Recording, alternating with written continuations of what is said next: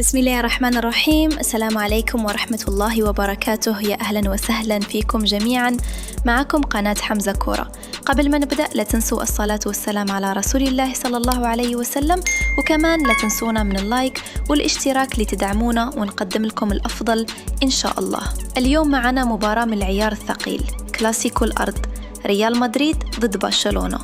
المواجهة راح تكون ضمن الجولة العاشرة من الدوري الإسباني لموسم 2025-2026. المباراة راح تقام على ملعب سانتياغو برنابيو، وبتشهد صراع قوي جدا على صدارة الدوري. ريال مدريد حاليا متصدر برصيد 21 نقطة، وبرشلونة عنده 19 نقطة، يعني المنافسة نار وما في مجال للتعادل. كل فريق داخل عينه على 3 نقاط.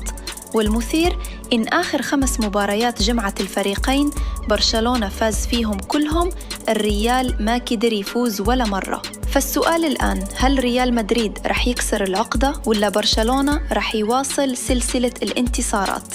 موعد المباراة يوم الأحد 26 أكتوبر 2025، وتوقيت انطلاق المباراة الساعة 4:15 عصراً بتوقيت المغرب، الجزائر وتونس، الساعة 5:15 مساءً بتوقيت مصر، السعودية، الكويت، قطر، العراق، سوريا، اليمن، الأردن وفلسطين، والساعة 7:15 مساءً بتوقيت الإمارات وسلطنة عمان. القنوات الناقلة للمباراة رح تكون حصرياً على قنوات BN سبورت القطرية. احكولي بالتعليقات من بتتوقعوا يفوز بالكلاسيكو هالمرة، هل الريال رح يرجع بقوة ولا برشلونة رح يثبت تفوقه من جديد؟ ولا تنسوا اللايك والاشتراك وتفعيل الجرس حتى توصلكم كل أخبار الكرة أول بأول. نشوفكم بعد المباراة بتحليل كامل إن شاء الله، والسلام عليكم ورحمة الله وبركاته.